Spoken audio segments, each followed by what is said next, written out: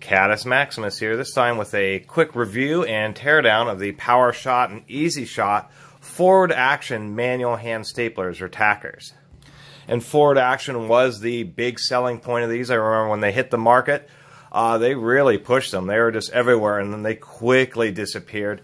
It was obvious that they had a precipitous drop in sales rather suddenly because they came out being built fairly nice, like this original unit, American-made unit.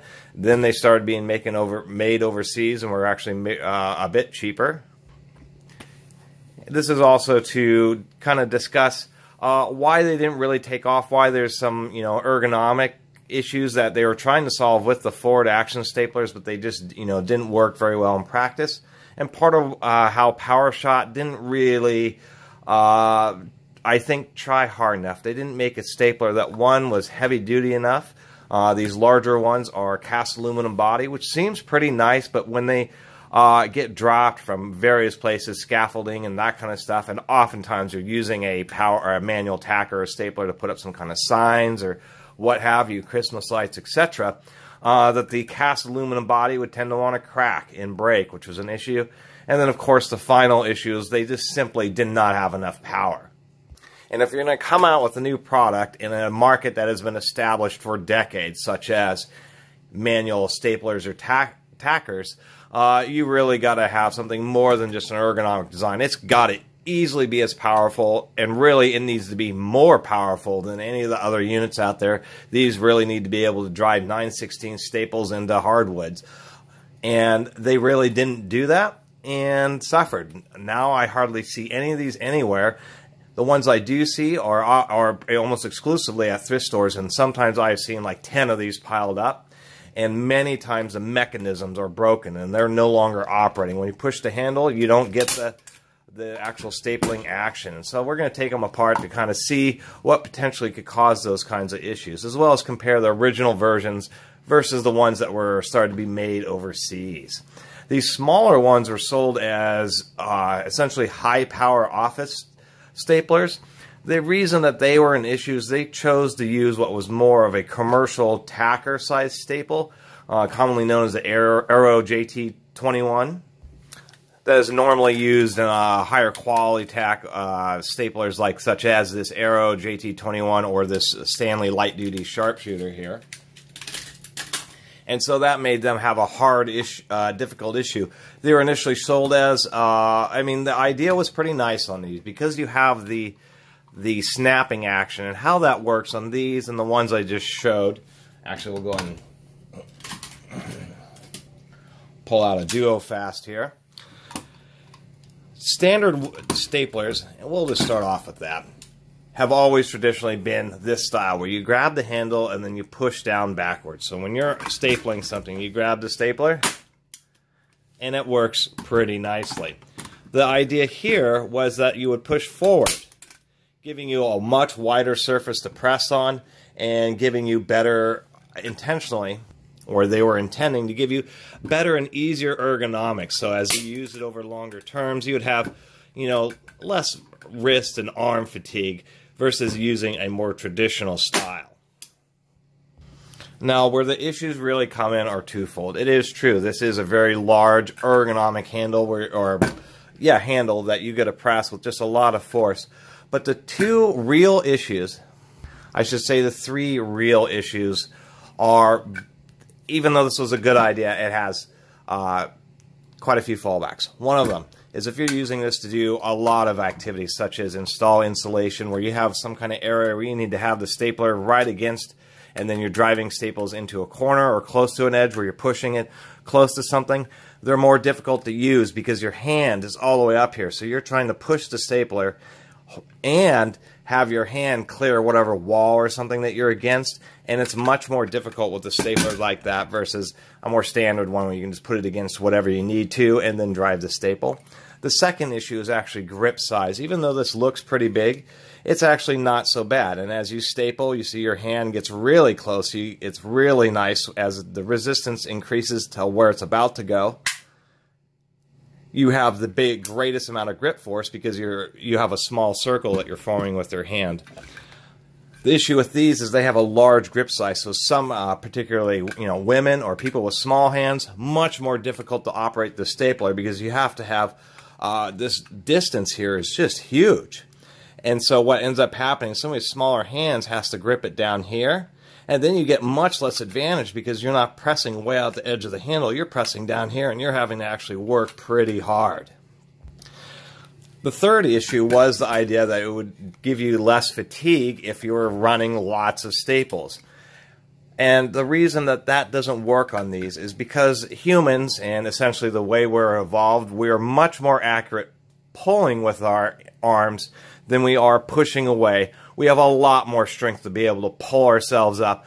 Obviously, almost anybody, I shouldn't say almost anybody, but it's a lot easier for a human to grab onto something, say with two hands, and lift themselves up, say do a pull-up. However, a whole lot less people can actually put their hands against something and lift and push their entire body weight up.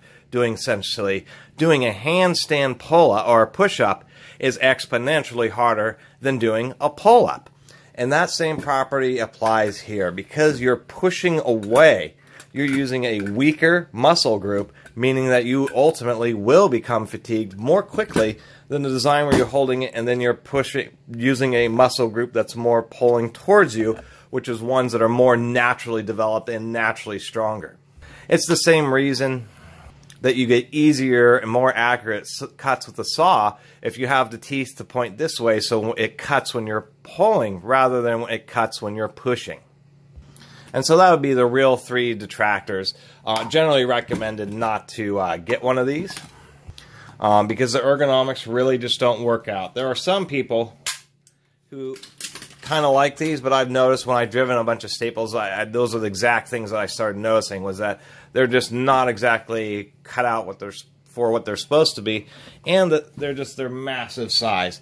This big old stapler has probably 20 to 30% less power than a much smaller stapler. And it's not fair comparing it to a professional grade DuoFast, but that's kind of the deal. They just weren't up to par. They weren't up to par with the Stanley units. This Stanley standard grade or medium duty sharpshooter has far more power than this PowerShot. And funnily enough, even though the PowerShot has a cast aluminum body, this Stanley probably weighs just about the same. The issue with the smaller plastic ones is they were designed to be high-power office staplers. Since you have, in an office stapler situation, they actually work a little better because you're doing a pulling force portion. You're not really using that forward-acting design. You're pushing it down like this.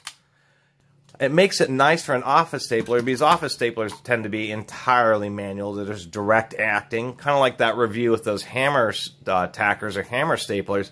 It'd be like you just pushing onto the back of the head of a hammer stapler. So what's nice about these is you can put in a thick stack of paper, say up to 20 sheets is what they advertise, and then the snap action where it builds up spring tension and then suddenly releases it allows it to drive a staple through many sheets of paper. And in that situation, they could be handy. And I thought maybe the PowerShot really should have targeted more for swing lines market and the office stapling market because they give you essentially the kind of power of a electric office stapler, but in a lightweight, desktop style unit. And of course with a little foot that comes off so you can easily use it as a basic tacker for hanging signs and notices and that kind of thing. Their Achilles heel with that issue is that because they were trying to shoot for a big powerful stapler that goes through 20 sheets of staples, they chose to use what is light duty, such as what the Stanley uses, staples. So these would be light duty narrow crown or thin gauge staples, rather than using some type of staple that might be more common in the office. Standard office staples are way too thin for these and they just jam up. And heavy-duty swing line staples also don't fit. They use literally the JT21. And in the next few videos, I'm going to talk about tackers. And the biggest issue with all of those manual staplers and tackers is that they really made some errors, and it ended up hurting the whole market for these things because of so many different styles of staples. And it really is frustrating when you get a tacker and there's like 10 different styles of staples, and every one of them is just a bit different and just will not work unless you get the right staple. Either they won't physically fit, or if they do manage to fit, the wire thickness is the wrong size and they get jammed up. That hurt Stanley Bostitch particularly badly in the power tacker market, and that's why you hardly ever see any Bostitch tackers such as these style. Even though they're really nice, they were just using Bostitch's another proprietary form of staple, and people just got sick of that. They didn't want to deal with having every single different stapler unit use its own special staple. And hence really why you don't see the Bostitch ones anymore, and what you see is the Stanley / Arrow sized staplers. Those are pretty much what took over the market, and those are the ones that use either the wide crown heavy duty staples, the narrow crown heavy duty staples, or the narrow crown light duty tacker staplers, or staples I should say. And then the swing line still uses their own proprietary ones, and we'll talk about that in another video.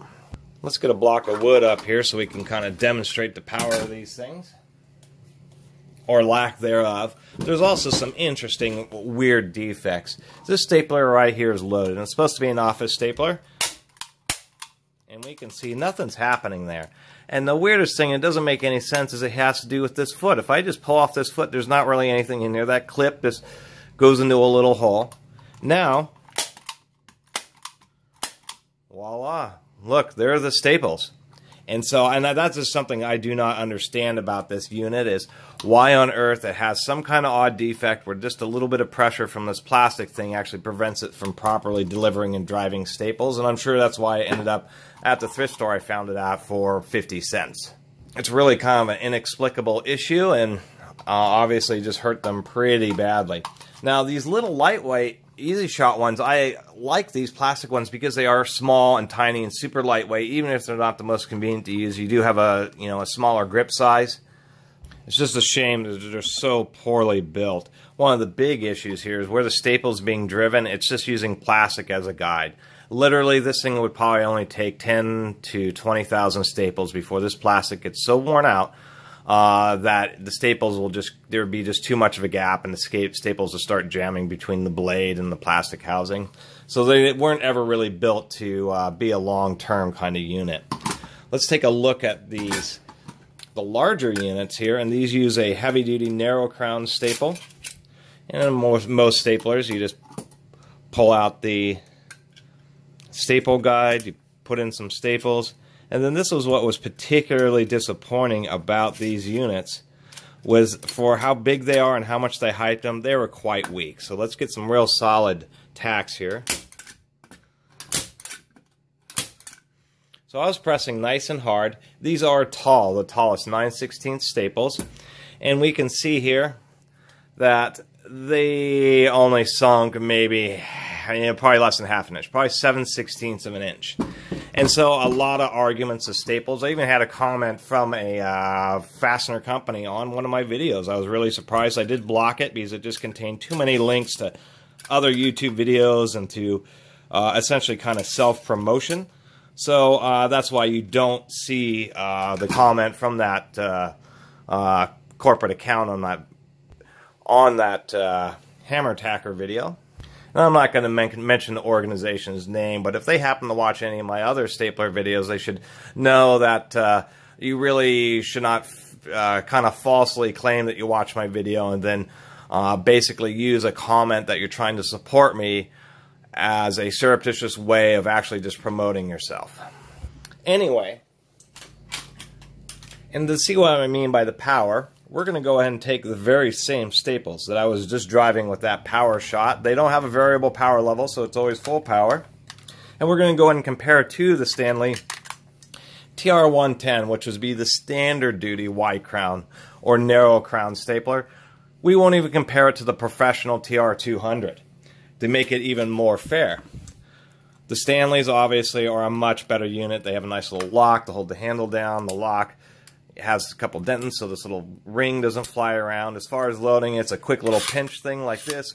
Super easy to deal with.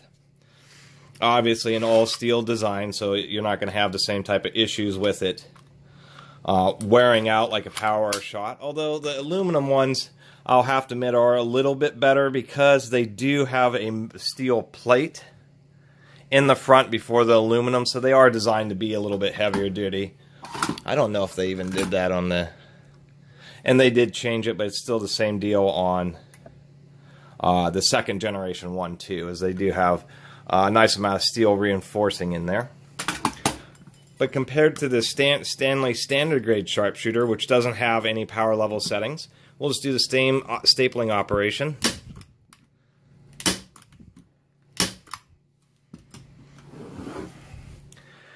And it's a marked difference. There's a huge power difference between the Stanley standard grade stapler and that PowerShot. And so that was another big deal. Is for all the hype and how big they are and all that kind of stuff, it's just as amazing how weak they were. And so that's kind of my take on these PowerShots. They are unique, so when people see them, there's none others that really look like them. And I just want to point out some of those issues that I have encountered. As far as comparing the first and second generation ones, the plastic ones, not much difference. They both look basically exactly the same from the first and second generation ones. I think all these plastic ones are always made overseas. The difference between these is these are, the original ones are literally made in USA, and you can see that they have a much different finish. It's a bit smoother of a finish. And then when they went with the second generation ones, they did try improving it. They put in bigger windows so that you could see where how many staples you had, which was a nice improvement. It is actually a little heavier. And you would have thought, well, that's interesting. They are a bit heavier. Should be more power. No, and I didn't want to load this up on the video, but this is just as weak as the original American-made one. What's surprising is it has less fasteners in there. They have an extra reinforcing nut and bolt style fastener on this one, where they don't have that on this one. Also, this one had a kind of an easier to use. It's a standard grab it and pull it down metal staple guide. Or on this one, it was turned to plastic. So it's obvious that they did make them a lot more cheaply, I should say. And let's go and tear one of these down so we can see what it looks like inside. And kind of evaluate it from that direction. We only have 4 screws here. Sometimes you do want to be careful taking apart these staplers because they do have a big spring in them. And actually, I've never disassembled one of these before, so let's take a look. It's only 4 screws.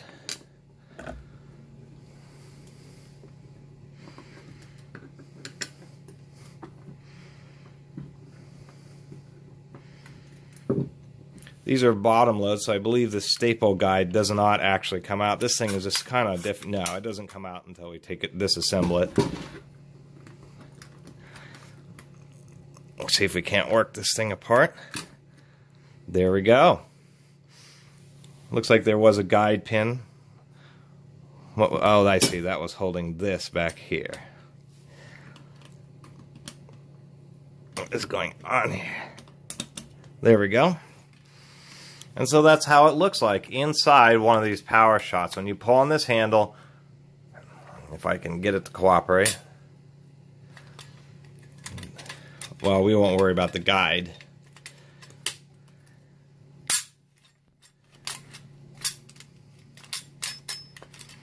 Just a second here. There we go. I kind of got it together. I had to get that shield out of here. So how it works is this handle presses down on this arm. What that arm does is lift this up. How that works, and so I can see what the issue is already. If we get a little zoom in here, we can see that when it lifts up, God, there's no light. There we go, now we can see. Down there you can see where that, and unfortunately I just don't have enough hands here.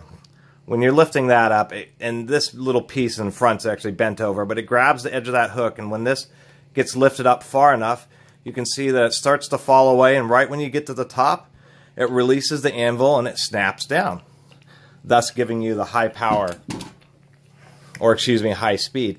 The reason that these have an issue versus all the others have a big heavy-duty linear spring, and then when you're lifting the handle, it's a more direct action activating it. The spring that is forcing this downwards is this. It's this big bowed piece of metal. And these things are pretty... There we go. They're pretty weak. And then using this piece of metal here is really what causes it to not have enough power. They would have had to made this a much thicker, and due to the action mechanism, they would have had a hard time having a sufficient amount of leverage. You would have had to press on the handle really hard for this to have the same amount of power as, say, one of the more standard Stanley or Duo Fast or Aero units.